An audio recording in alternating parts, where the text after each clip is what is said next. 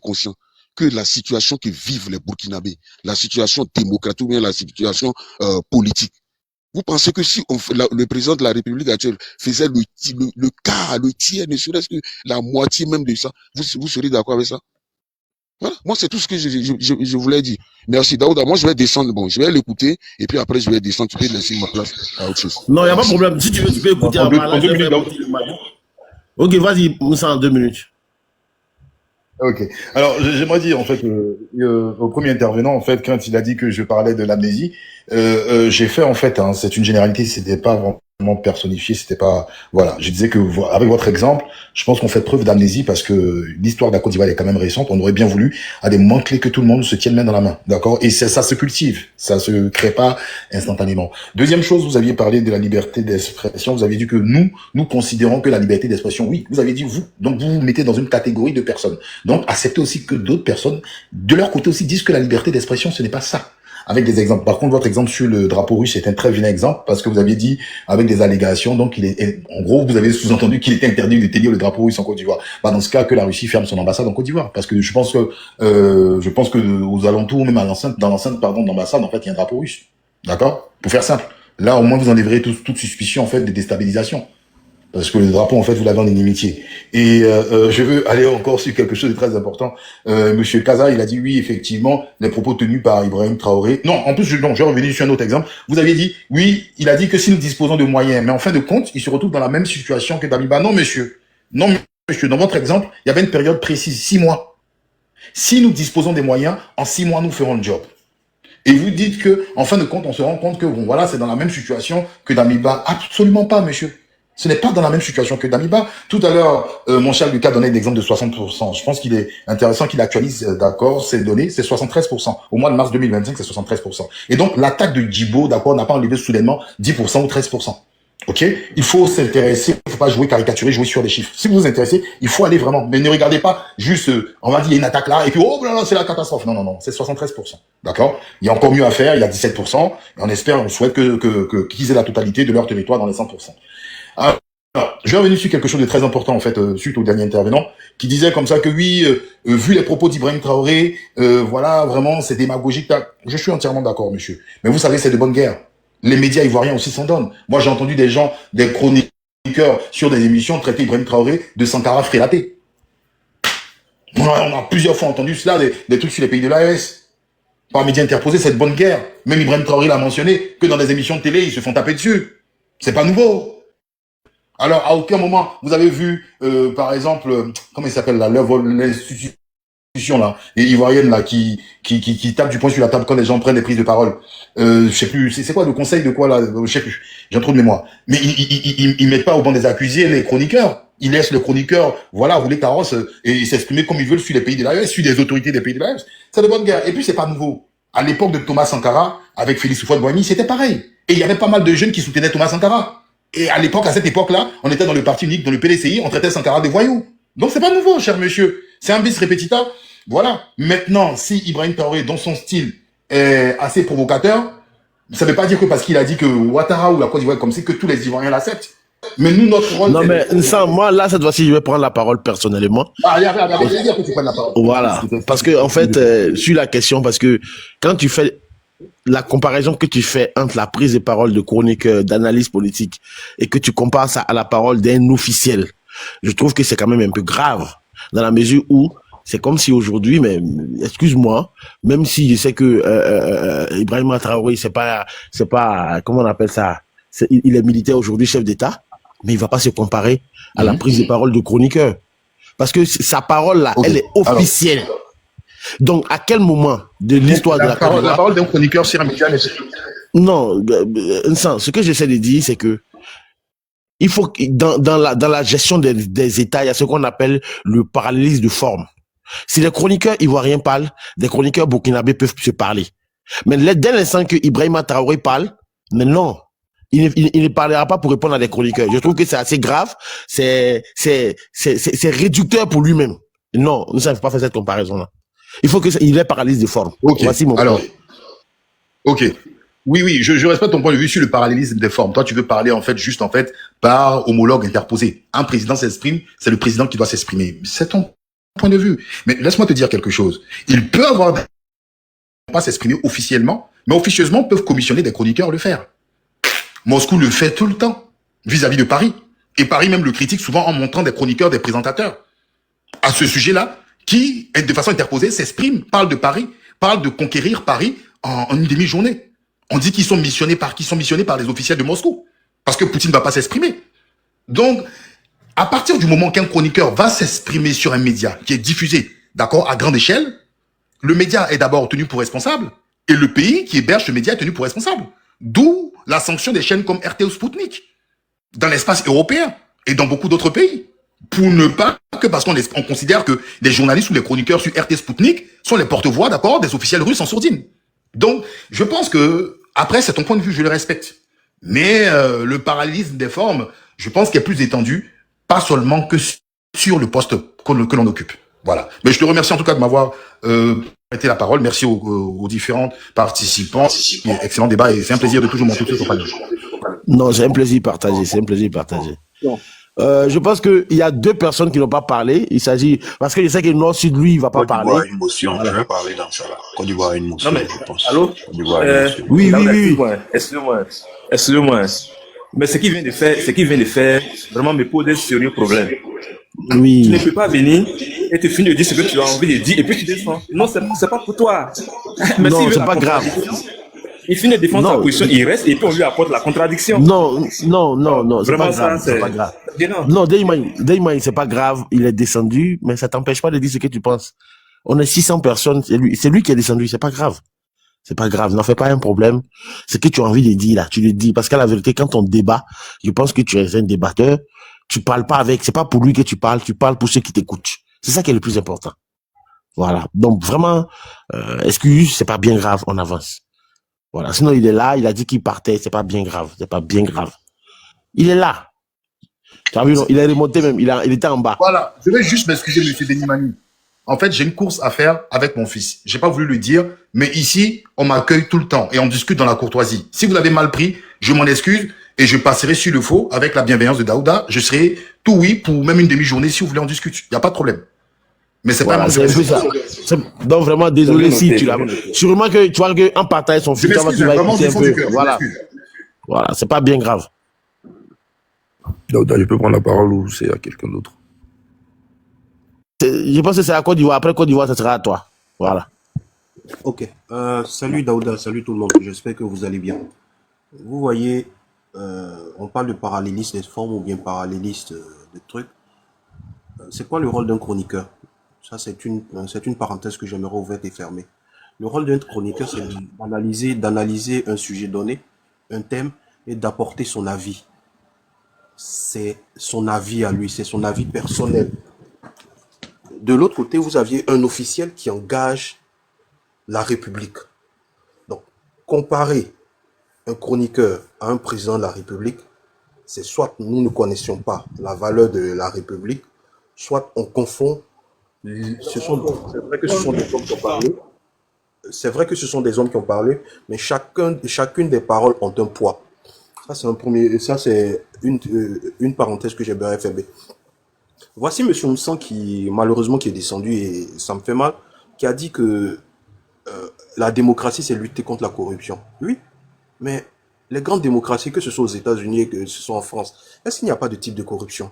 François Fillon a été condamné pour quoi? Marine Le Pen a été condamnée pour quoi? Ce sont des formes de corruption. Nicolas Sarkozy a été condamné pour quoi? C'est aussi une forme de corruption. Donc la corruption, c'est une plaie de la société qui existe depuis très très longtemps, que la société se donne les moyens de pouvoir lutter de manière efficace, même si on se permet de dire que dans les grandes démocraties ou bien dans les grandes républiques, la corruption existe. Là où les gens sont en train de parler, c'est appeler à la démocratie. C'est quoi la démocratie? C'est de permettre à ce que les institutions puissent pouvoir fonctionner sans entrave et de la volonté d'une personne. C'est de ça qu'on parle. Et au Burkina et au Mali, c'est légion. Vous aviez l'appareil, le pouvoir judiciaire qui n'existe que de nom, qui sont, une fois pour des avis contraires, qui sont envoyés au front, ou bien qui peuvent disparaître. Vous aviez des journalistes, qui est le quatrième pouvoir, qui peut disparaître. Vous aviez des millimélos entre le pouvoir exécutif, le pouvoir judiciaire, le pouvoir législatif, soi-disant. Et vous aviez aussi plusieurs formes d'abus qui ne sont pas répertoriées. L'objectif qui est là, quand on demande d'avoir un État démocratique, c'est de permettre à ce que tout le monde ait les mêmes chances vis-à-vis de la République. Ne pas permettre à certains individus, au vu de leur grade, au vu de leur statut, puissent s'imposer à l'ensemble de la population. Quand on décide de donner des armes à des civils, soi-disant volontaires de la patrie, pour pouvoir assurer la sécurité, ça veut dire tout simplement qu'on a décidé de catégoriser une partie de cette population-là afin qu'elle puisse molester, si besoin est, de pouvoir molester une autre partie de la population. Et aujourd'hui, je crois en mars, nous avons vu les vidéos qui se sont passées avec ce qui s'est passé au centre du Burkina.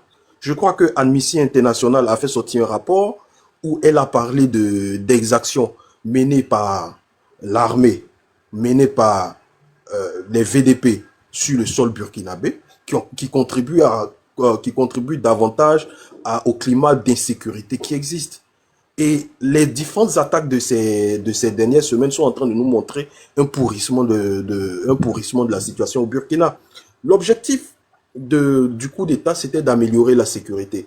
Je vous invite, vous tous, à aller taper globalterrorist.com. Vous remarquerez que le pays, l'épicentre du terrorisme dans le monde, c'est le Burkina. En termes de victimes, en termes d'attaques, en termes de tout ce qui est néfaste dû à cela, qui conduit très souvent à ne pas permettre à ce que la République puisse évoluer, et de cette République qui puisse évoluer va contribuer à créer une chimère, d'où le serpent qui va se mordre la queue, et ce serpent qui va créer une vague d'insécurité, qui va créer des djihadistes qui vont créer des soucis à la République, et cette République, puisque elle ne permet pas à tout le monde de s'exprimer, va basculer encore dans cette dictature assez sanglante. Donc finalement, on rentre dans un cercle vicieux. Au jour d'aujourd'hui, pourquoi les gens parlent? Pourquoi les gens donnent leur avis? Nous sommes d'accord que tout le monde n'a pas le droit de partager la même manière de penser, mais il faut tirer la sonnette d'alarme.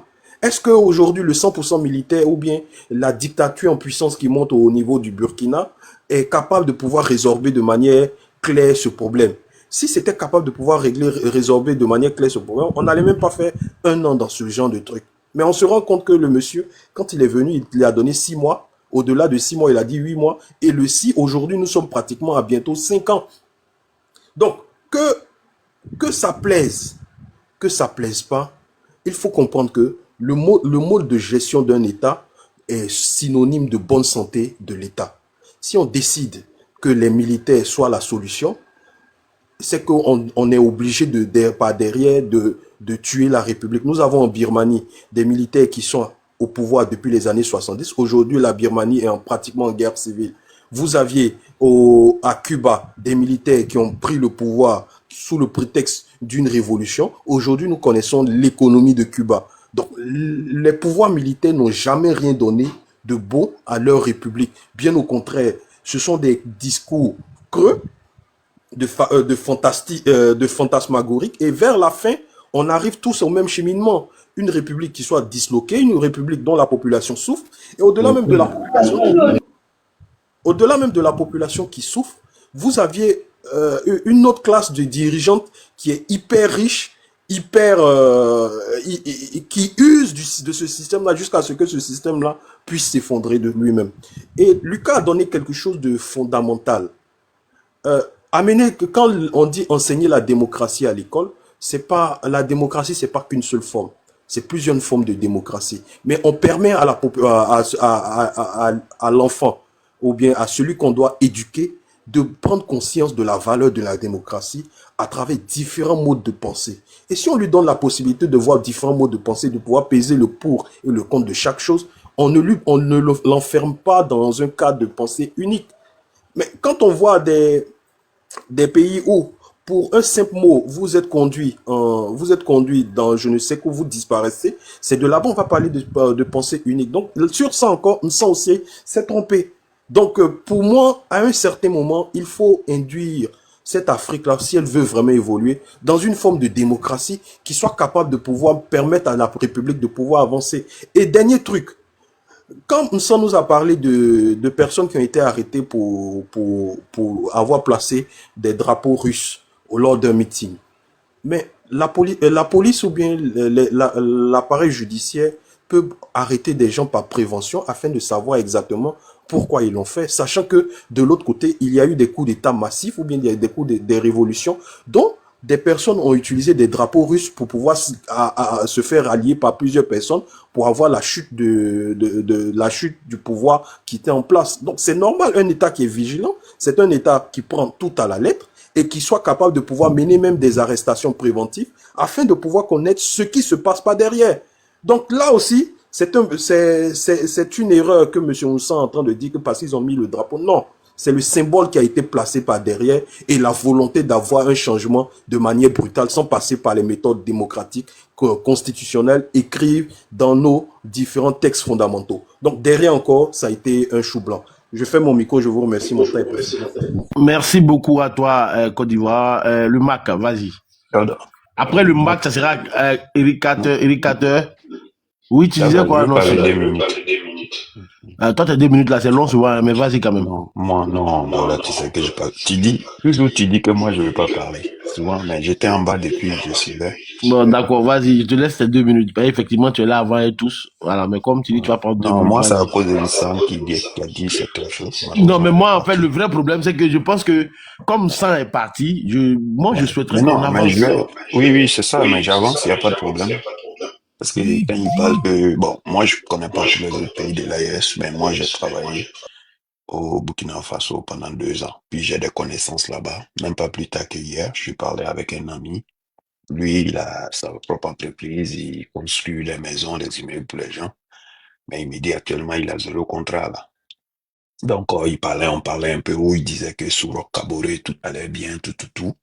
Et puis, des vidéos sur la région de Diapaga, c'est normalement, la ville de Diapaga, normalement, c'est dans la région de Fadangourouma, exactement où j'ai travaillé. Et il y a eu d'autres personnes, mais ça va pas. Si lui, ça, on l'invite parce qu'il a dit que lui, il allait plusieurs fois au Burkina, c'est normal. Si moi, je suis quelque part, je t'invite, je vais t'appeler pour venir te montrer le bon côté de la chose. Et ça veut dire est-ce que lui, il connaît Fadangourouma, il a parlé avec des gens qui vivent là-bas? Est-ce qu'il sait comment ça se passe là-bas? C'est des réalités. Il se base sur des usines de tomates, tout pour dire. En fait, quand je l'entends parler, c'est comme au Burkina même, ça va mieux qu'en Côte d'Ivoire. Parce que ce même sang, quand il critique la Côte d'Ivoire, c'est comme si la Côte d'Ivoire, vraiment, c'est la catastrophe. Rien ne va là-bas. Mais quand il parle du Burkina, c'est comme si c'est un pays vraiment, c'est un pays qui est en avance. Tout va bien là-bas. Donc, moi, c'est ce qui me choque un peu. C'est ce que j'allais lui poser des questions. Est-ce qu'il connaît Fadangourouma? Est-ce qu'il a une fois été là-bas? Est-ce qu'il a des connaissances avec qui? Moi, quand je vois, parce que j'ai tissé des bonnes amitiés avec des personnes quand j'étais là-bas. Donc, quand ça va pas souvent, j'essaie de les appeler pour savoir comment les choses vont, comment ça avance là-bas. Donc, le fait, il suffit pas de venir s'asseoir, faire un peu de la propagande et puis dire que tout va bien. Parce que c'est même ça, moi, j'allais lui poser la question. De la manière il soutient, il parle de l'AES là. Est-ce qu'il pourrait, pourquoi il parle pas de mais quand il parle de la Côte d'Ivoire, c'est vraiment l'opposé. C'est comme si la Côte d'Ivoire, il n'y a pas de démocratie, il n'y a rien. Tout à l'heure, on a vu, quand il parle de quelqu'un qui a brandi le drapeau russe qui a été arrêté, ça veut dire quoi? Mais celui qui a brandi le drapeau russe, c'est normal, comme Côte d'Ivoire l'a mentionné, qu'on les interpelle pour savoir quelle idée il y a derrière ça. Qu'est-ce qu'ils veulent faire? Parce que moi, la Côte d'Ivoire, c'est mon pays. Je veux rien que j'ai des parents là-bas, tout ça. Mais il suffit pas de venir, regarde ce qu'il défend. Quelqu'un a brandi un drapeau russe et l'autre côté, là-bas même, il y a de la terreur et les gens meurent de trucs. Mais là, monsieur, non, il défend ça, il embellit ça. Et l'autre côté, pour seulement quelqu'un qui a brandi un drapeau, il fait comme si là-bas même, c'est la dictature totale, quoi. Bon, je vais m'arrêter là, Daouda. Comme j'ai dit, merci beaucoup. Le Mac, tu as 5 minutes. Chrono en main. Le Mac, est-ce qu'il est là? Merci, je suis là. Daouda, la précision que je voulais faire, c'est en fait que bonjour à tous, désolé de prendre la parole comme ça. Je suis monté parce que j'ai pas parlé du Burkina et des pays de l'AES, mais quand j'ai entendu ce que Nsan était en train de dire, vraiment j'ai un peu sauté et ça m'a donné vraiment envie de monter. Il a dit comme ça que en Côte d'Ivoire, il n'y avait pas de démocratie. Donc, il n'y avait pas de démocratie réellement. Ou bien c'était notre perception de la démocratie et que la démocratie, c'est lutter contre la corruption et tout. Et il a dit plein de choses comme ça. Mais quand on parle de lutte contre la corruption, je lui ai dit, parce que souvent, les gens donnent l'impression que la Côte d'Ivoire est très corrompue. Oui, la Côte d'Ivoire est corrompue, mais quand on parle d'un gouvernement qui travaille, c'est un gouvernement qui prend la Côte d'Ivoire selon les résultats de Transparency International. Quand il vient en 2011, on est 154e et aujourd'hui on est 69e.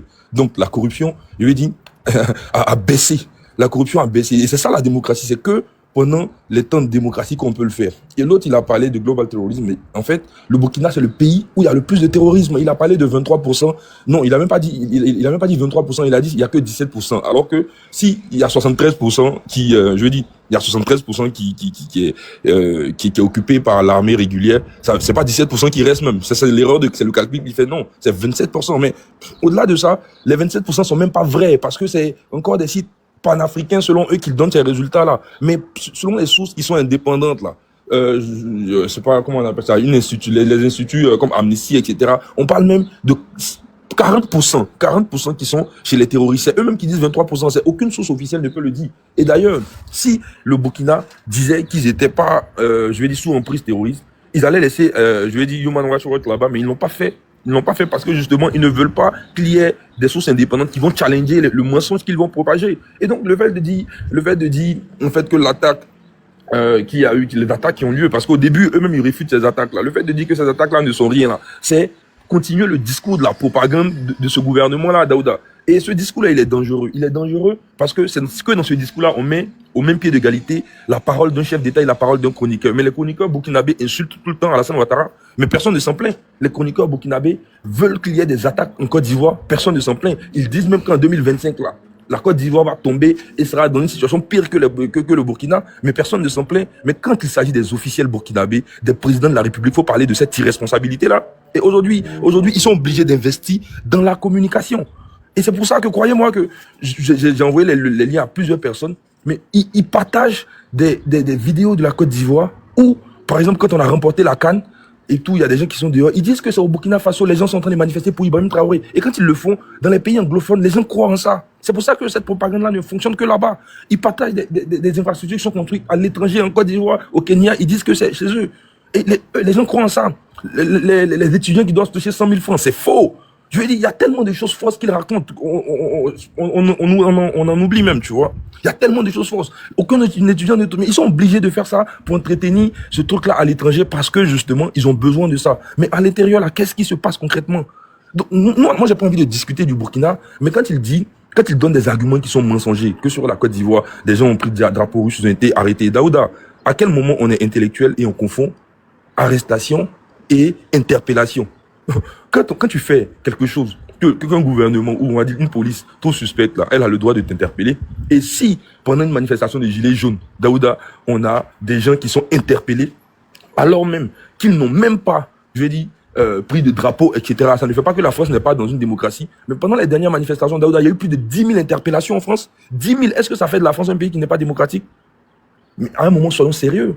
Soyons sérieux. Donc, quand les gens, ça dit qu'ils montent des drapeaux partout on les interpelle. Donc, après ces interpellations, on leur pose des questions. Et c'est ça un État sérieux, c'est de la prévention. Donc, les gens, ils sont payés pour faire de la propagande.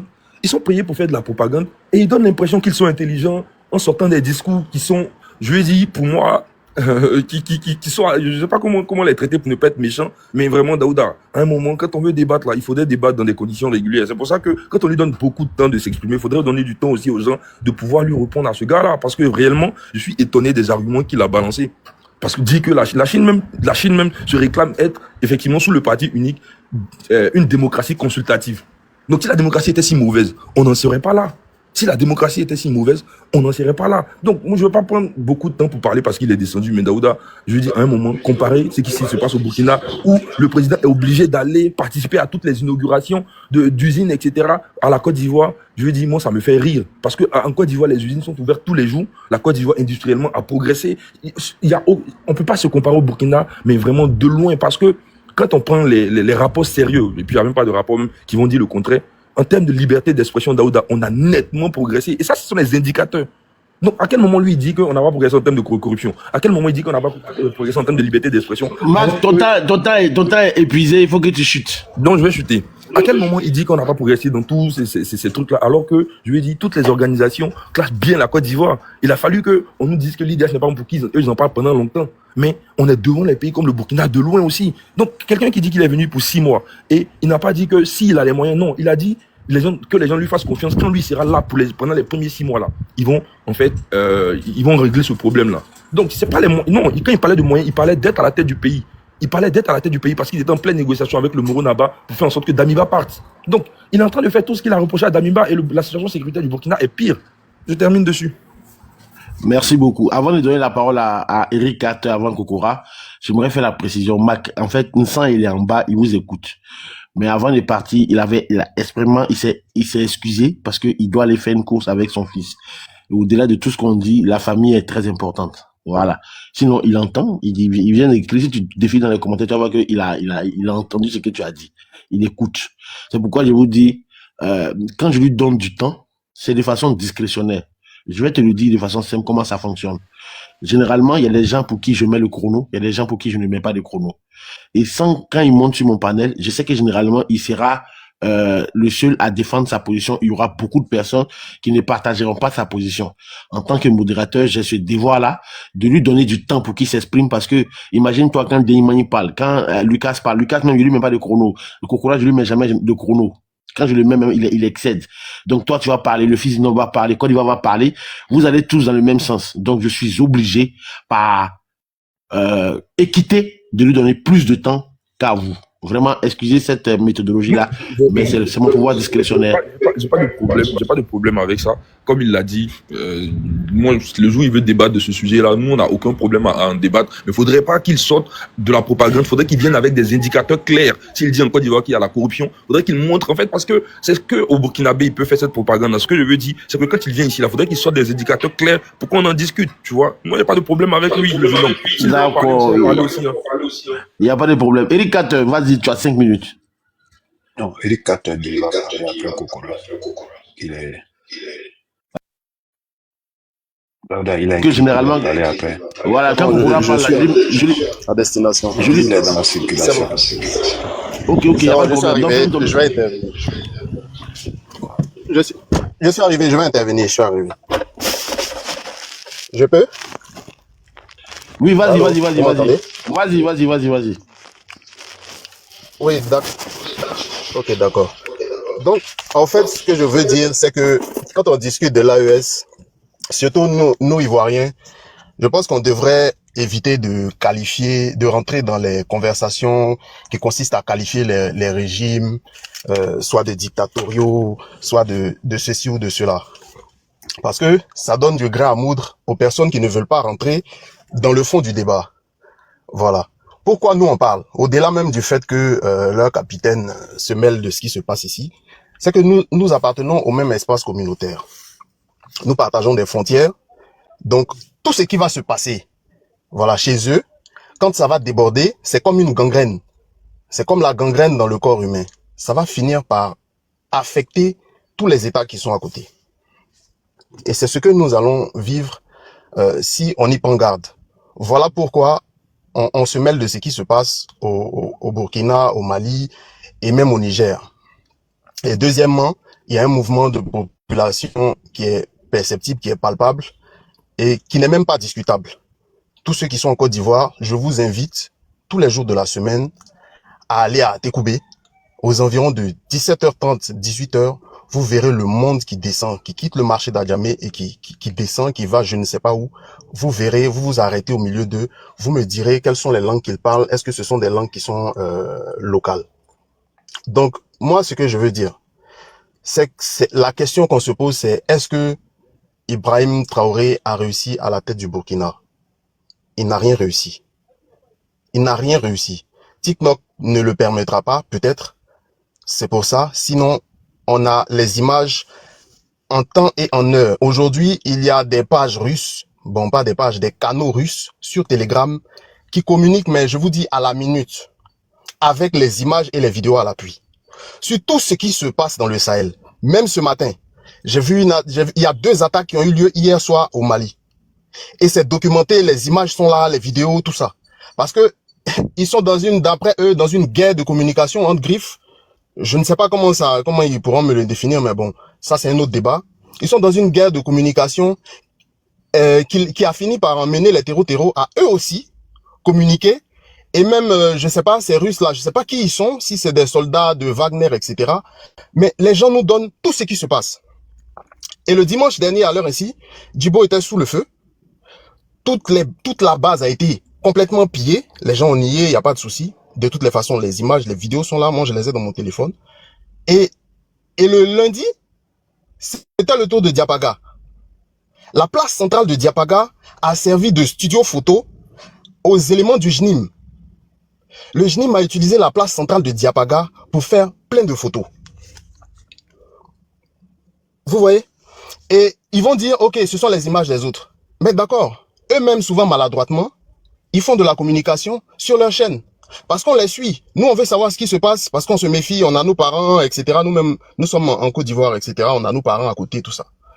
Ils ont une émission qu'on appelle 52 sur la RTB.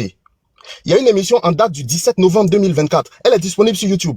Vous allez directement à la 27e minute et puis vous regardez ce qui va se passer. C'est ça le vrai Burkina. À tel point que celui-même qui est allé faire le reportage, il était obligé d'être héliporté pour le sortir de la zone de conflit.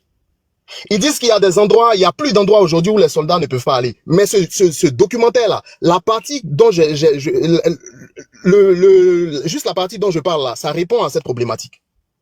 Il y a des endroits qui ne peuvent pas se permettre de fréquenter sans se faire zigouiller. Vous allez 52 sur la RTB, ceux qui sont connectés, qui veulent aller voir. En date du 17 novembre 2024, vous allez vers 27, 28e minute, vous allez voir le déferlement de feu qui s'est abattu sur les soldats, les pauvres jeunes. Parce qu'ils ont juste fait de vouloir traverser un endroit qu'ils n'ont pas l'habitude de traverser. Donc ce sont des pays qui sont sous blocus, à certains endroits. Il y a des villes qui sont en train de tomber les unes après les autres. Il y a des populations qui sont en train de se déplacer en masse pour venir. C'est dans la nature de l'être humain. On va toujours vers là où l'herbe est plus verte. Mais pire, il a transformé un combat qui, à la base, était un combat de fanatiques d'Allah, c'est-à-dire des gens qui se revendiquent d'une religion, est en train d'être transformé en un conflit communautaire. Parce que merci à Denimani en haut, qui a dit, il a parlé du conflit le plus vieux au monde. Le conflit qui stigmatise les Peuls dans toute notre région, dans tout notre espace communautaire. Les gens ne réfléchissent pas à ça. Les sociologues le savent. Le conflit qui oppose les agriculteurs aux éleveurs. Parce que les agriculteurs, ils se plaignent du fait que les bêtes des éleveurs viennent piétiner leur culture. Et ça crée des conflits. Ce sont ces conflits-là que les djihadistes ont utilisés pour opposer les Peuls, pour opposer les Peuls et aux autres ethnies qui sont là. Et tout d'un coup, ceux qui aujourd'hui ont la possibilité de prendre les armes vont faire des revanches sous le couvert du djihadisme. Et ça, sociologiquement, ethno-sociologiquement, il y a des éléments qu'on peut tirer de ces échanges-là. Mon temps est fini, je vais m'arrêter là. Peut-être que j'aurai un autre temps de parole. Oui, effectivement, tu auras un autre temps de parole juste après Kokora. Parce que je trouvais ton développement très intéressant. Mais je vais laisser Kokora s'exprimer et puis après, je reviendrai juste après à toi. Si Kokora est là, il peut ouvrir son micro. Oui, là, Daouda, comment tu vas? Je vais très bien, Kokora, et chez toi? Toi, tu as demandé, hein? Ouais, je sais, pardon, tu as raison, pardon. Voilà, comme tu as déjà demandé pardon, c'est bon. Alors, bonsoir à tout le monde. Hein. Je pense que celui qui vient d'intervenir, Eric, il a vraiment mis le doigt sur le vrai problème de nos amis de l'AES et particulièrement le cas donc, du Burkina Faso. Vous savez, le cas, depuis qu'il est arrivé, Daouda, si tu remarques qu'on a été constant. On dit le monsieur, il ne peut pas lutter contre les terroristes parce qu'il a choisi le mauvais combat. Il a fait un mauvais diagnostic, c'est-à-dire le diagnostic qu'il fait, au lieu de regarder le problème à la racine, comme le frère l'a dit, parce que le terrorisme prospère sur un certain nombre de difficultés. D'abord au niveau même de la société. Parce qu'elle n'a pas une armée, ils n'ont pas une armée en tant que telle, ils n'ont pas un recrutement formel, mais ils utilisent, ils manipulent les populations et ils arrivent à les enrôler, soit parce que les populations sont suffisamment pauvres, ou bien ils surfent sur des problèmes ethniques et culturels dans le pays. Donc d'abord, il faut s'attaquer à ces problèmes-là. Mais c'est pas ce qu'il a fait. D'abord, il est venu dans un esprit de combat panafricanisme. dans un esprit de combattre la France et combattre tous les pays qui ont de bonnes relations avec la France ou bien avec l'Occident. Donc, au lieu de choisir le vrai problème et s'attaquer à la racine du problème, il a choisi autre chose. Au lieu de s'investir à régler les vrais problèmes, il s'est investi dans la communication, dans la propagande, en faisant croire aux jeunes Africains, à sa population, qu'il est venu ressusciter le combat de Sankara. Mais aujourd'hui, là, entre nous, à quoi le combat de Sankara va régler le problème du terrorisme? Donc, vous voyez qu'il joue sur plusieurs leviers et donc finalement, tu vas t'embrouiller. Donc, lui-même, il essaie de jouer sur sa propre image pour rester au pouvoir pendant longtemps. Donc, il s'attaque à plusieurs problèmes à la fois. Mais ça profite aux terroristes. Ça profite véritablement aux terroristes et il ne va que perdre le combat. Bon, on a dit ça à maintes reprises. Mais comme nos amis, et bon, comme ça, Hépatite l'a dit, on leur a dit ça depuis longtemps, mais ils n'ont pas voulu comprendre. Mais aujourd'hui, le résultat, il est là. Tu vois? Donc, vraiment, nous, ça ne nous surprend pas. Je dirais même que Ibrahim, il est l'allié des terroristes.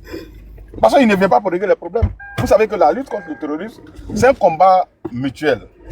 Ce sont les batailles d'information. Bah, tu ne parles pas à la Côte d'Ivoire. Pratiquement tous ceux qui sont autour de toi, le Sénégal, et autres, vous êtes en palabre avec eux. Vous avez les frontières communes. Or, le terroriste, il faut un partage d'informations. La Côte d'Ivoire peut voir des positions dans des terroristes quelque part, ils peuvent vous signaler. Donc, c'est ensemble qu'on travaille contre ces terroristes-là. Or, ils ont pris des ennemis. Donc, comment vous pouvez vous battre sur plusieurs fronts? Vous battez contre la Côte d'Ivoire, ou vous battez contre la France, ou vous battez contre l'Occident, et puis vous battez contre les terroristes. Comment vous allez réussir? Mais comme ils sont obnubilés par l'image de Traoré avec un faux panafricanisme, Sankara et autres, donc en réalité, ils s'éloignent du vrai problème. Comme Eric l'a dit, vous avez de vrais problèmes chez vous liés à des questions communautaires. Les peuples, donc, qui ne sont pas en attente avec d'autres peuples, donc, compte tenu donc, de leur activité et autres, élevage. Donc, il y a tous ces problèmes qui existent. Donc, il faut les adresser. Pour que tout le monde soit d'accord. D'un commun accord, donc, on se met ensemble pour atteindre un objectif. Mais dans le même pays, vous êtes divisés. Mais tant que vous êtes divisés et que vous voyez un ennemi, mais il y a des gens qui vont en profiter. Voilà le véritable problème. Et ils ont pensé qu'avec la Russie, ils arriveront à lutter contre le terrorisme. Mais ce n'est pas possible. La Russie même est embourbée en Ukraine. Elle ne vient qu'en Afrique pour chercher des marchés, donc pour trouver donc, une opportunité pour son armée Wagner. Mais vous comptez sur cela pour lutter contre le terrorisme. Aujourd'hui, le terrorisme avance. Quand le monsieur est venu, il a dit non, en 6 mois, moi je lutte contre le terrorisme. Je vais recouvrir l'ensemble du territoire. Dans l'armée, il y a des chasses aux sorcières. Ceux qui étaient là, les Damiba, au lieu de travailler à réunir tout le monde et aller contre le terrorisme, non, lui-même, chaque jour, il fomente des coups d'État pour arrêter certains officiers, alors que ceux-là, ils étaient dans l'armée. Même s'ils ne sont plus là-bas, mais ils ont les éléments. Et comme le terrorisme, c'est une question d'information, donc il y a des gens même qui sont dans l'armée qui peuvent donner des informations aux terroristes, rien que te mettre en difficulté. Mais quand on les parle, ils ne comprennent pas.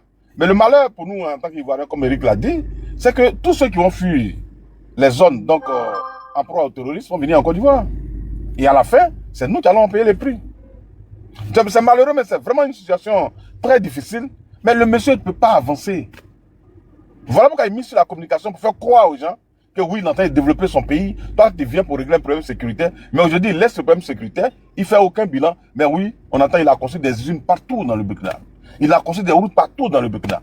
Alors que tu es en proie au terrorisme. Tout ça pour pouvoir attirer le maximum de personnes pour embellir sa propre image. Comme s'il était en campagne. Mais tu n'es pas en campagne. Tu es venu pour lutter contre un vrai fléau. Donc, qui est en train de détruire tes populations. Mais il s'occupe plus de son image pour avoir plus de légitimité et s'asseoir au pouvoir. Donc, tu ne peux pas mener plusieurs combats à la fois. Tu vas perdre. Le terrorisme, là, mais il existe au Burkina, au Nigeria, la première puissance militaire en Afrique, depuis 2002. Est-ce que Boko Haram, le Nigeria a pu chasser le Boko Haram? Mais ils font croire qu'ils vont chasser le terrorisme par eux seuls, par leurs moyens, en s'alliant donc à des pays déjà qui sont seulement affaiblis par le terrorisme, comme le Niger, le Mali, et puis ils vont réussir à bouter le terrorisme. Mais c'est un rêve. Mais il faut laisser les gens rêver. Et à la fin, quand ils seront donc face à une situation difficile, mais ils vont se raviser. C'est ce qu'on leur a... Voilà pourquoi la Côte d'Ivoire s'est tue. On les a regardé faire. Mais aujourd'hui, quel est le problème? Ils n'avancent pas. Et le terrorisme donc gagne du terrain. Ils sont en palabre avec l'Algérie, comme le Mali par exemple. Ils sont en palabre avec la Mauritanie. Donc, ils sont en palabre avec le Togo. Ça veut dire tous les pays qui sont autour de vous, vous êtes en palabre avec eux. Mais pourquoi tout ça? Hein? Ça dit souvent quand tu les écoutes, Daouda, ça fait rire, mais en même temps, c'est déplorable. Que des gens n'aient pas conscience de la situation dans laquelle ils se trouvent. Et ils font de faux combats. Le terroriste se trouve le Chebab là. Ils existent depuis en Somalie, depuis 2007. Est-ce qu'ils ont réussi à les bouter hors de leurs frontières? Parce que c'est un phénomène qui est difficile, c'est un fléau qui est difficile à traiter. Donc il faut un travail d'équipe, un travail d'information. Mais ils ont pris pour cible la France. Or, la France a les moyens de vous informer. Vous dites non, non, non. C'est la France qui fait que les terroristes sont là. C'est-à-dire, sans argument aucun, sans preuve, ils choisissent donc des coupables. C'est la France qui fait que, quand la France était là, les terroristes là, les militaires ne pouvaient pas aller au nord, ne pouvaient pas faire ça. Maintenant, ils sont partis. Bon, ça fait combien d'années vous êtes là? Vous ne pouvez pas avancer. Et c'est même pas sûr que vous arriviez à bouter le terrorisme hors de vos frontières. Tu vois? Bon, ce sont des peuples frères, ce qui fait mal, c'est que c'est la Côte d'Ivoire qui va en payer le prix. Parce que toutes ces populations qui fuient le terrorisme vont venir en Côte d'Ivoire. Et à la fin, nos infrastructures seront débordées. Mais vraiment, Daouda, comme c'est un sujet, moi, ça ne me passionne pas parce que bon, ce sont des pays frères, ils ont choisi leur destin. Il faut les laisser aller. Parce que quand tu vas prendre la parole, on va dire non, vous êtes contre IB, vous êtes contre celui-ci parce que vous êtes RHDP. Bon, c'est des stéréotypes que les gens ont développés. Donc finalement, ils sont enfermés dans leur propre bulle. Et puis on les regarde, on verra le résultat que ça va donner. Mais vraiment, moi, je suis très dubitatif quant à la réussite donc, de leur opération à chasser le terrorisme. Parce que je n'ai jamais vu un pays, à lui seul, lutter contre le terrorisme et y arriver. Même les États-Unis, la France, les pays européens. Combien de fois le terrorisme ne les a pas frappés? Mais pour qu'ils arrivent à bout du terrorisme, il a fallu du temps. Ceux mêmes qui ont les moyens, Ben Laden, les gens l'ont poursuivi de 2001 jusqu'en 2011. Pour qu'ils arrivent à la battre. Dieu sait combien les Américains ont dépensé dans cette bataille. Ils trouvent des faux arguments. Oui, c'est la France qui les arme, c'est les États-Unis qui les arment. Alors que le marché des armes, là, mais c'est un marché au noir, c'est comme la drogue. Aux États-Unis, on vend la drogue là, pourtant, on ne cultive pas la drogue sur le sol américain. Mais ceux qui veulent vendre les armes là, c'est le marché noir, ils vendent. Ce sont des commerçants, ils vendent les armes. Ils vont trouver des opportunités pour vendre les armes. C'est pas de façon officielle qu'on le fait. Mais ils vont dire aux Africains, comme il y a beaucoup d'ignorants, ils vont leur dire oui, c'est la France qui soutient les terroristes. La France va soutenir les terroristes pour gagner quoi au Burkina ou au Mali? Dites-nous. Hein? La France a ses intérêts au Niger. Avec Arriva ou bien quoi. Donc quand la France attaque le Niger en mettant en place donc des terroristes, mais la France met en mal ses intérêts. Mais qui est fou pour le faire? La France a combien d'intérêts au Burkina Faso? Pour attaquer le Burkina Faso via les terroristes. Pour gagner quoi? Or, s'il y a des pays qui sont plus riches en termes donc, de ressources naturelles que les pays donc, qui sont face aux terroristes, mais il y a la Guinée qui est là. Qui est l'un des pays les plus riches en termes de ressources naturelles. Mais pourquoi la Guinée n'est pas attaquée? Et puis c'est le Niger, le Burkina Faso, le Mali, que la France va aller attaquer. C'est-à-dire la Côte d'Ivoire va aller attaquer le Burkina Faso. Le Mali va travailler avec les terroristes, va héberger des opérations de déstabilisation de ces pays. Or, on est conscient que si ces pays-là sont déstabilisés, comme on l'a dit, mais leur première destination, c'est la Côte d'Ivoire. Mais qui est fou pour le faire? Qui est fou pour mettre, comment on appelle, le feu à son grenier? Le Mali, par exemple, là, est le premier pays africain avec lequel on a, comment on appelle, les meilleures relations commerciales. Et puis on dit non, ce pays-là n'a qu'à être en crise. C'est-à-dire nous-mêmes là, on décide de détruire ce qui nous permet d'avoir un certain nombre de ressources. Donc vous voyez, c'est-à-dire ils sont arrivés à un niveau où on ne peut même pas les raisonner. Parce que d'abord ce qu'ils disent n'a pas de sens. Pour quelqu'un qui est logique, mais ça n'a pas de sens. Mais il y a des gens qui croient à ça. Comme c'est-à-dire ils mélangent tout. Un combat panafricanisme emballé donc de lutte contre le terrorisme. Mais où est-ce que vous allez avec ça? Non, là, vraiment, je vais vraiment m'arrêter là. Pour rester là et puis écouter les autres. Merci infiniment. Merci beaucoup. Monsieur Eric Carter, je vais vous donner 5 minutes pour étayer vos thèses sur laquelle vous étiez tout à l'heure. Et puis après, on va la circuler très rapidement. Grand frère Daouda, avec votre permission, moi je vais vous laisser un moment. J'ai une urgence là et puis on sera après. D'accord, merci beaucoup. Voilà, moi aussi, Eric Carter, allez-y. il y a des demandes en bas là, je vais dire ça. Ici. Ok. Merci. Ok, donc comme je le disais tout à l'heure, il y a des études qui ont été faites. Hein. Quand la guerre, le terrorisme a commencé dans cette partie de l'Afrique de l'Ouest, il y avait un certain nombre de motifs et de revendications qui étaient présentés. Voilà. Et d'ailleurs même, il y a eu beaucoup de mouvements au sein des troupes. Les cadres étaient essentiellement des gens qui venaient du nord de l'Afrique, c'est-à-dire des Maghrébins et même du Moyen-Orient.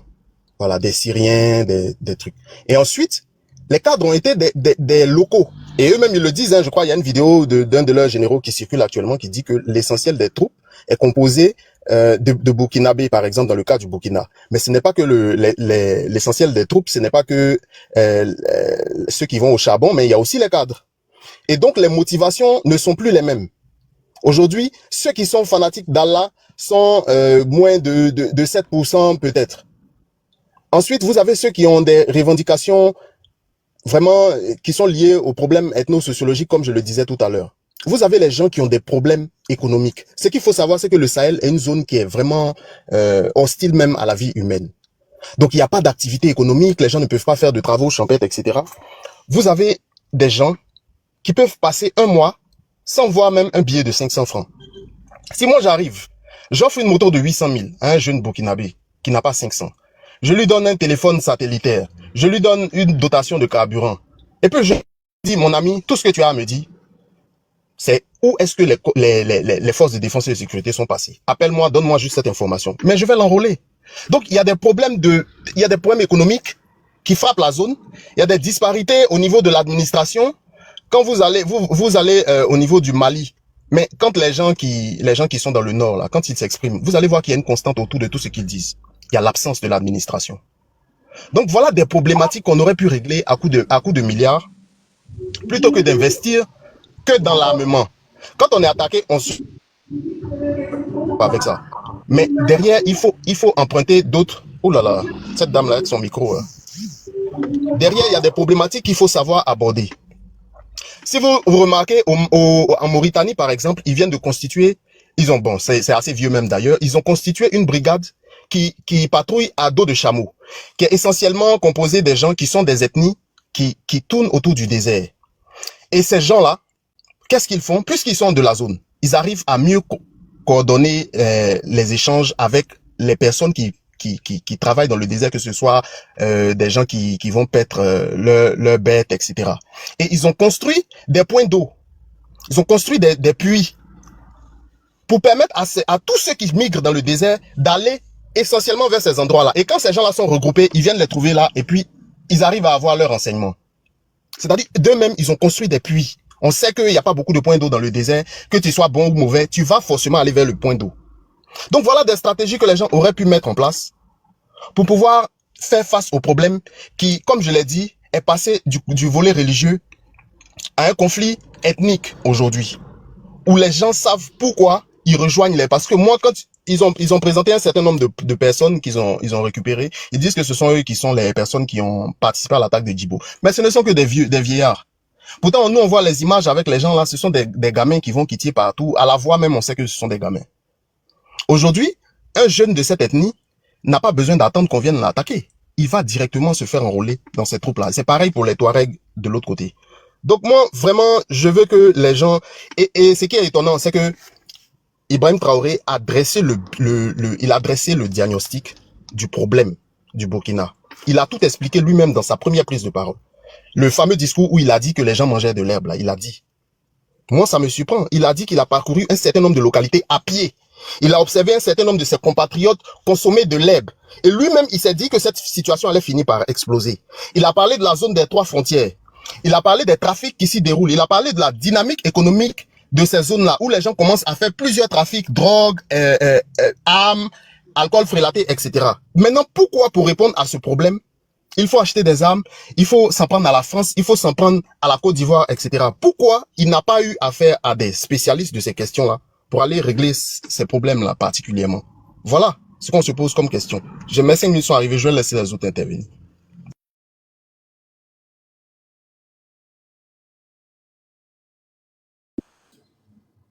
Daouda. Ouais, je suis sous la douche. Ismo, vas-y. Ok, merci Daouda. Bon. Allô, Dada, je suis là avant, hein. Ok, vas-y, si tu es avant moi, vas-y alors. Ok, alors bonjour à tous, bonjour Kokora, bonjour à tout le monde. Je sais que Lucas aussi est là avec En Marche. Donc bonjour à tous. Je pense que le débat d'aujourd'hui est très très intéressant. Hein. Il montre en réalité comment une propagande rondement menée peut plutôt servir comme divertissement, divertir les gens de la réalité sur le terrain. La réalité sur le terrain aujourd'hui, je vais vous donner quelques chiffres, hein, c'est les chiffres qui ne sont pas de moi. La réalité sur le terrain selon un rapport de l'ONG Save the Children qui est sorti en août l'année dernière. On a 7509 écoles qui sont fermées au Burkina Faso. Il y a près d'1 million d'enfants qui n'arrivent pas à aller à l'école. Cette réalité-là, c'est une réalité du terrain. Et quand on la compare même à la publication que l'UNESCO avait publiée la même année, mais un peu plus tôt, en février, on voit que à cette époque-là, en février, l'UNESCO parlait de 5336 écoles fermées. Et de 5336, on est donc passé en août. On est passé en août donc à 6134. L'UNESCO parlait de 820 000 élèves qui n'arrivaient pas à accéder à l'école. Et voilà, le cap de millions d'élèves qui ne peuvent pas aller à l'école a été franchi donc en août. Donc ça, c'est la réalité sur le terrain. Et cette réalité sur le terrain, la Côte d'Ivoire, qu'elle veuille ou non, recense là. Vous savez, on a plus de 500 km de frontière avec le Burkina Faso.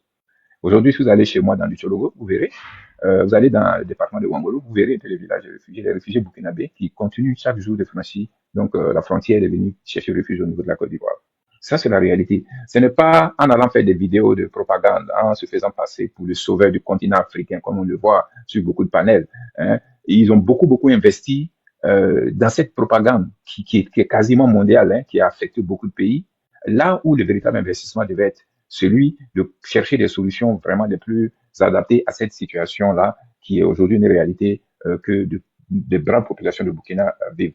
Alors, je vais vous donner un autre chiffre avant de continuer mon développement. C'est le chiffre du Conseil national de secours d'urgence et de réhabilitation au niveau du Burkina, qu'on appelle la CONASU.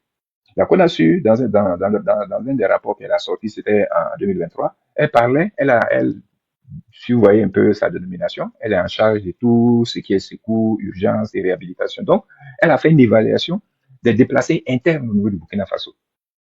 Les déplacés internes, selon cette structure-là, le CONASU, dans son rapport de 2023, étaient évalués à plus de 2 millions. On avait 2 millions et poussière.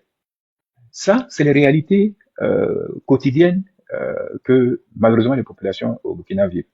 Et cette réalité-là, vous voyez, elle est plus ou moins cachée, on va dire maquillée, par des campagnes mondiales de deepfake, de vidéos, montrant quelqu'un qui est en train de se battre, non pas seulement pour le Burkina, mais qui est en train de se battre pour toute l'Afrique, et que les puissances occidentales veulent par tout moyen arrêter le combat qu'il est en train de mener et qui est un combat pour le continent africain. Vous savez, on peut tromper une partie du peuple tout le temps. On peut tromper tout le peuple à un certain temps, mais il n'y a quasiment aucune chance qu'on puisse tromper tout le peuple tout le temps, comme le disait si bien un président. Alors, je pense qu'aujourd'hui, cette réalité-là, elle ne peut pas être cachée indéfiniment. Aujourd'hui, vous voyez, le pays a pratiquement fait partie de l'ensemble des structures qui avaient la capacité de pouvoir donner des données objectives indépendantes sur la situation du Burkina. La plupart des ONG ne sont plus autorisées à travailler au Burkina Faso. Je ne parlerai pas de la presse, parce qu'on estime qu'aujourd'hui, il y a une situation de guerre.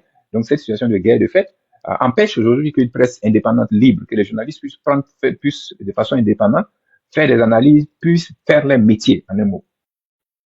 Et c'est ce pays que j'ai vu certaines personnes aujourd'hui défendre et dire que c'est un pays qui sont sur la bonne voie et qu'on doit. J'ai écouté Nissan tout à l'heure quand il était en train d'intervenir sur ce sujet-là. Alors, ils suivent les voies, il faut qu'on puisse les laisser utiliser les voies qui sont les siennes pour atteindre eux-mêmes leur propre développement par leurs voies propres. Mais écoutez, si aujourd'hui, là, nous, en tant que pays voisin, nous avons les conséquences des actes qui sont posés au Burkina, et de notre devoir d'être attentifs de ce qui se passe au Burkina. Parce que si la situation s'empire, comme c'est le cas aujourd'hui, mais c'est encore plus de flots. Vous savez, il y a 2 flots de personnel qui viennent en Côte d'Ivoire. Il y a ce qu'on appelle les réfugiés. Donc, c'est des gens qui cherchent asile, qui cherchent vraiment qu'on puisse les prendre en charge, qu'on puisse s'occuper d'eux. Ce flot-là, c'est un flot qui est constant. Vous allez dans le nord, vous allez à Wangolo, dans le nord de la Côte d'Ivoire. C'est un flot qui est quotidien. Il y a des gens qui arrivent sous ce couvert-là. Et puis, le second flot, c'est des gens qui quittent le Burkina Faso vers la Côte d'Ivoire, qui peuvent prendre tout moyen, que ce soit l'avion, que ce soit le train, que ce soit, enfin, pas le train. Oui, le train, je ne sais pas si le train de marchandises, le train de marchandises récemment encore fonctionnait, que ce soit l'avion, que ce soit les cars, tous les autres moyens. Et ceux-là ne sont pas répertoriés comme des réfugiés. Mais par contre, c'est une réalité, c'est ce flot de personnes qui viennent vers nos pays, sans oublier bien d'autres aspects qu'on pourrait évoquer, c'est-à-dire la pression sur les infrastructures, sur tout ce qu'on a comme infrastructures scolaires, infrastructures de santé. Parce que quand ces populations-là se déplacent et viennent vers notre pays, ça crée donc une pression au niveau de ces infrastructures. La Côte d'Ivoire est donc en première ligne plus que concernée par ce qui se passe donc dans ce pays voisin. Ce n'est pas la propagande, comme je l'ai dit, qui va régler les vrais problèmes du Burkina Faso. C'est le courage de faire face, se rendre compte que, écoutez, il y a une chose qu'on apprend à l'école. Quand vous mettez en place une stratégie et que cette stratégie ne marche pas, le bon sens veut que vous puissiez changer votre stratégie. Clairement, le capitaine Ibrahim Traoré, quand il est arrivé au pouvoir, il a déroulé une certaine stratégie. Bon, je vais faire ceci dans tel laps de temps. Et clairement, cette stratégie ne marche pas. Alors, plutôt que de se regarder dans le miroir et puis voir ce qu'il faut mettre en œuvre comme mesure pour véritablement faire face aux vrais problèmes, on est dans la propagande. On est dans des accusations, accuser tous les pays voisins d'être vraiment à l'origine de tous les problèmes qu'on a. Et la pauvre Côte d'Ivoire, qui aujourd'hui a été le seul pays, enfin, entre autres, à ouvrir ses frontières, à permettre à des réfugiés de venir, c'est cette Côte d'Ivoire aujourd'hui qui est vilipendée, qui est montrée du doigt, qui est celle qui abrite des centres d'opération pour aller déstabiliser le Burkina Faso. On n'a toujours pas réussi à nous dire dans quel but. Parce que dans quel but un pays comme la Côte d'Ivoire le ferait. Donc voilà un peu, je pense que mon temps est écoulé. Voilà ce que je tenais à dire. Ismo, je te passe le micro. Tu vas pouvoir donc intervenir. Merci. Merci beaucoup, hein. Je pense que c'était intéressant. Et bonjour à tout le monde encore. Moi, je pense qu'après tous ceux qui ont parlé, l'essentiel a été dit, hein. On constate une chose, c'est que Ibrahima Traoré a constaté qu'il n'a pas la compétence nécessaire de sécuriser le Burkina et les Burkinabés. Donc, c'est vrai que il avait une idée de ce que c'était ce défi-là. Et à un moment donné, il s'est fait entourer par des pseudo-panafricains qui lui ont vendu de l'illusion, entre autres Nathalie Yamb et tout le reste là qui lui ont dit non, le Burkina a une position centrale, a des ressources, a le pouvoir de s'autofinancer, l'Afrique doit se développer toute seule et tout. Ils lui ont vendu plein d'illusions, vous voyez. Donc, ce qui fait en sorte que dans la réalité des faits, quand il est allé sur le terrain, il a constaté que l'enjeu était beaucoup plus gros que ça et que ça demandait beaucoup plus de moyens, beaucoup plus de stratégie. Et malgré le fait qu'il se soit associé avec la Russie, vous avez vu, c'est des études qui ont été faites depuis très longtemps concernant le terrorisme. Plusieurs l'ont dit ici, le terrorisme ne date pas d'aujourd'hui. Les gens l'ont combattu, les gens continuent de le combattre. Il y a des études là-dessus qui démontrent très clairement que cette lutte-là n'est pas facile, ça doit être une lutte internationale. Ça, c'est très clair, ça a été clairement défini depuis très longtemps. Voilà pourquoi il y a des instances à l'ONU, un peu partout. Quand le terrorisme frappe un endroit, le monde entier se mobilise. Vous voyez? Et c'est dans ce sens-là que la Côte d'Ivoire, au moment où le président Ouattara était à la tête de la CEDEAO, des affaires comme ça et tout, ils ont réussi à faire venir la communauté internationale auprès de ces pays-là. Vous voyez? Entre autres le Mali et tout ça, pour essayer de les aider. Vous voyez? Mais là, ils ont dit non, nous, on veut une solution à l'africaine. Pourquoi? Parce qu'ils ont voulu juste conserver le pouvoir. Passer par la transition, revenir à l'ordre constitutionnel, c'était trop compliqué pour eux parce qu'ils venaient de goûter au pouvoir. Ils voulaient conserver le pouvoir. Donc, ils ont construit tout un mythe autour. Ils ont commencé à faire de la propagande et tout. Et là, dans la réalité des faits, vous le voyez, tout le monde le voit. C'est pas un débat, tout le monde le voit. Ibrahima Traoré lui-même, lors de sa dernière entrevue à Moscou, il a été très clair lorsqu'on lui a posé la question. À quel niveau se situe aujourd'hui la sécurité au Burkina et dans le Sahel en général?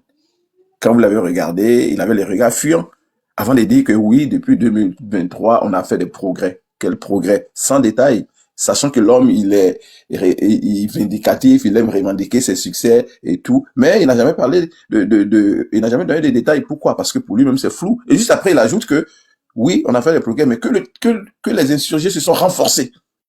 Et qu'ils ont des drones. Et qu'ils ont même des formateurs qui viennent d'ailleurs pour venir les former sur le terrain. Tout ça, ça prouve qu'il a perdu le contrôle. Et face à cette situation, qu'est-ce qu'ils font? Ils vont créer deux Burkina. Ce que vous constatez sur les réseaux aujourd'hui, là, vous avez le Burkina fictif, virtuel, et vous avez le Burkina réel, où les populations fuient, souffrent, sont chassées de leur village, où les routes sont bloquées, les villes sous blocus, où les djihadistes déambulent, paradent au Burkina, dans les villes et tout. Ça, c'est le vrai Burkina.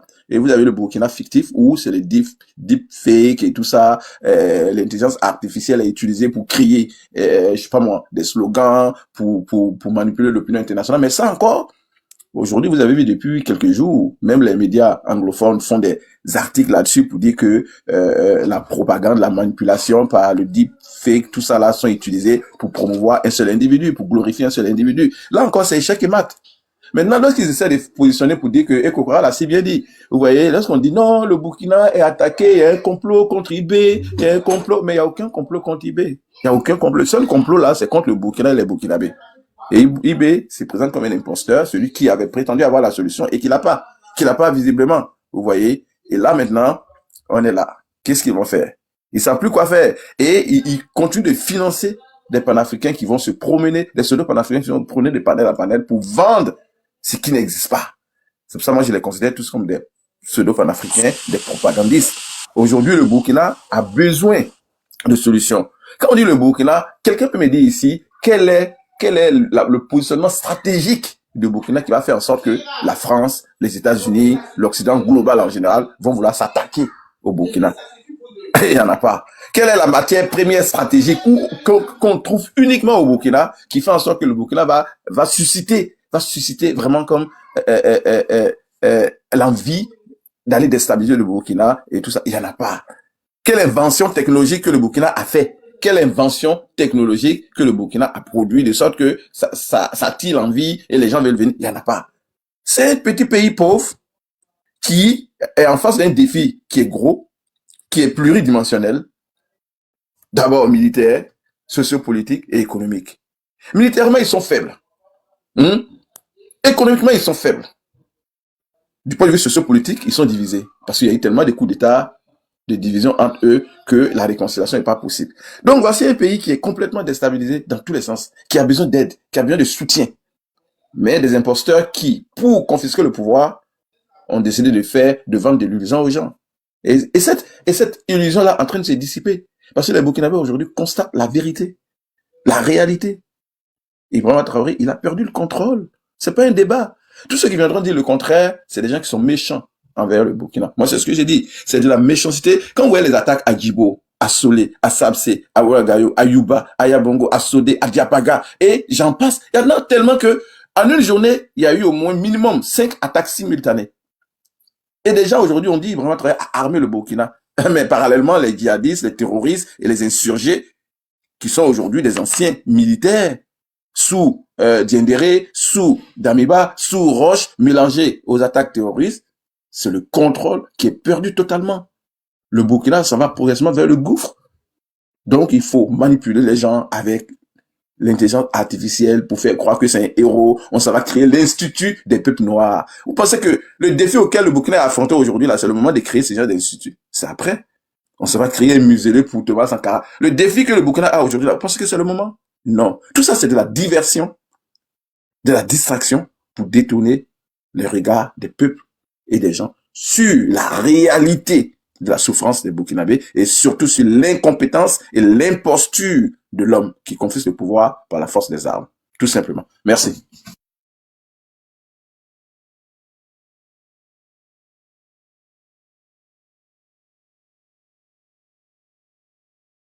Daouda. Monsieur Kokora, prenez la parole en attendant que Daouda vienne, si ça gêne pas.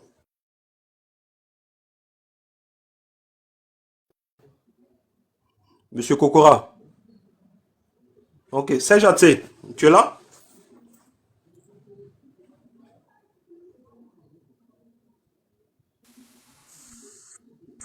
Oui, allô, bonsoir, vous m'entendez? Oui, on t'entend. Tu prends la parole en attendant. Tu as 5 minutes. Ok, d'accord. Comme je l'ai dit, bonsoir à tout le monde. Bon, je pense que ça fait un moment qu'on aborde ce thème-là du Burkina et beaucoup de choses ont été dites à tort, mais aussi à raison. Voilà, sur le problème qui arrive à ce pays frère. Mais je pense que dans le problème du Burkina, il y a beaucoup de mauvaise foi, hein, comme on a pu le constater. Parce que on veut rendre Ibrahim Traoré responsable de ce qui arrive au Burkina. Et je pense qu'il faut faire attention parce que on ne peut pas volontairement vouloir détourner la vérité. Voilà. Le problème du Burkina commence déjà depuis le temps de Blaise Compaoré. Voilà. Blaise Compaoré, dont le régime était considéré comme l'un des plus stables en Afrique francophone. Voilà, et qui a servi de médiateur dans de nombreuses crises, dont la crise ivoirienne. Mais en réalité, qu'est-ce que Blaise Compaoré et son régime ont fait du Burkina? Ils ont fait du Burkina un terreau, un lieu favorable, un sanctuaire des personnes dirigeantes des organisations terroristes. Voilà, n'oublions pas que pendant longtemps, un pays comme la Côte d'Ivoire a accusé Blaise Compaoré d'être le sanctuaire de déstabilisation de la Côte d'Ivoire. Je pense que pendant la rébellion, on en a eu suffisamment de preuves dans ce sens-là. Voilà. N'oublions pas où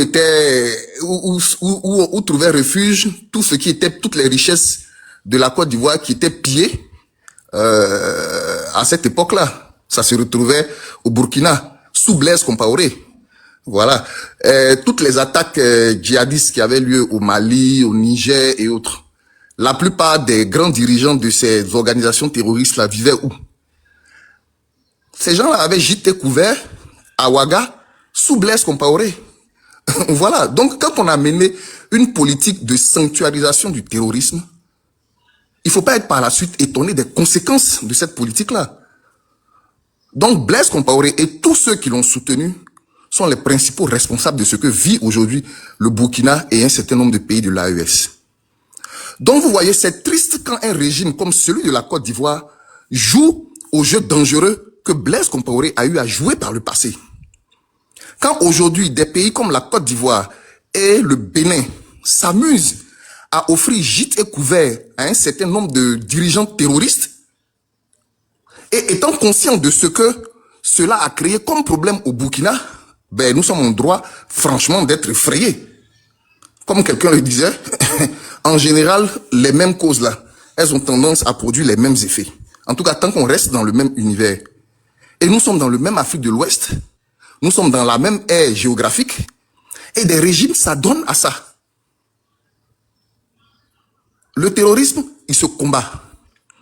Le terrorisme, on n'a pas le temps de, je veux dire, d'amadouer les responsables ou ceux qui se présentent comme tels. On n'a pas ce temps-là. Il faut le combattre et avoir des positions de principe.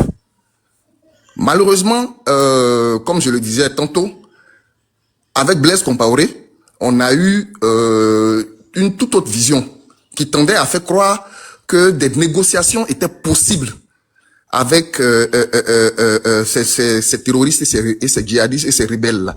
Voilà. Attends, hein. Il y a Daouda qui est en pause là. Le live, elle va sauter, pardon. Il y a longtemps qu'il est en pause. Oula, c'est vrai. Aïe. Je sais pas ce qu'il en pense. Il est revenu?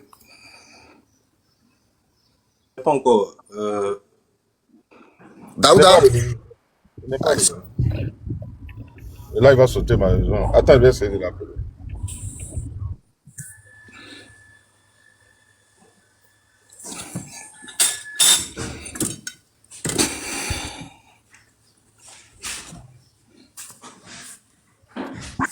Mais Serge, tu peux aller en attendant, hein, sinon ça va sauter. Ok, d'accord. D'accord, donc je vais essayer d'aller en entendant. Alors, donc, dans le problème du Burkina, et en gros, dans le problème de l'AES, il faut se poser une question simple.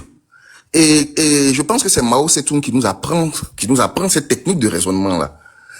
Quel est le problème ou quelle est la contradiction principale aujourd'hui face à ces pays-là, face au terrorisme? Est-ce que la contradiction principale, c'est de dire que Ibrahim Traoré prend des postures, il se montre panafricaniste, il prend l'avion de Poutine, il est pro-russe? Est-ce que c'est ça qui est la contradiction principale?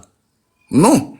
La contradiction principale, c'est que Blaise Compaoré, soutenu par un certain nombre de régimes occidentaux, avec leurs appendices locaux en Afrique de l'Ouest, ont sanctuarisé le Burkina Faso comme repère de terroristes.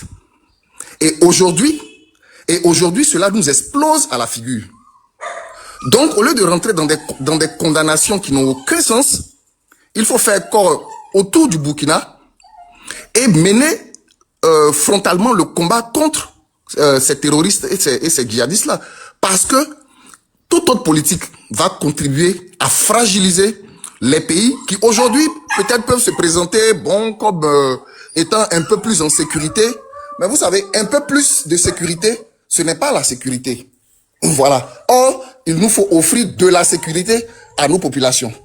Et donc, ça oblige nos dirigeants à accepter de combattre frontalement le terrorisme en s'associant à ces pays qui sont sur la ligne de front et à les aider du maximum qu'on peut.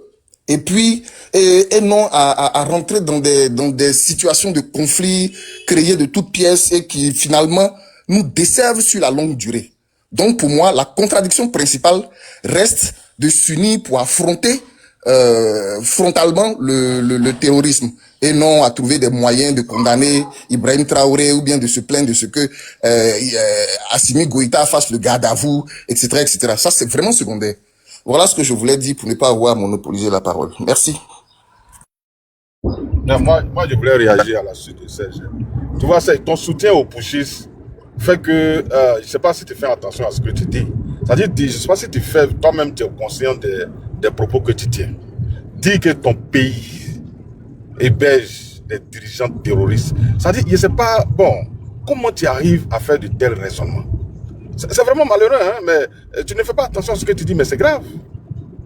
Dis sur la place publique, sans aucune preuve, que les dirigeants de ton pays hébergent des dirigeants terroristes. Je ne sais pas si tu essaies d'analyser un peu tes propos. C'est vrai que c'est sur Internet, mais tout ce qu'on dit, ça reste. Hein, et ça engage nos responsabilités.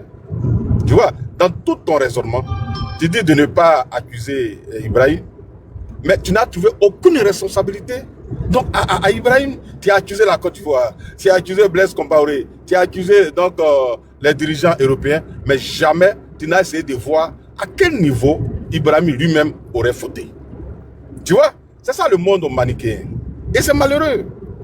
Dans tous les cas de figure, quoi que tu dises, c'est Ibrahim.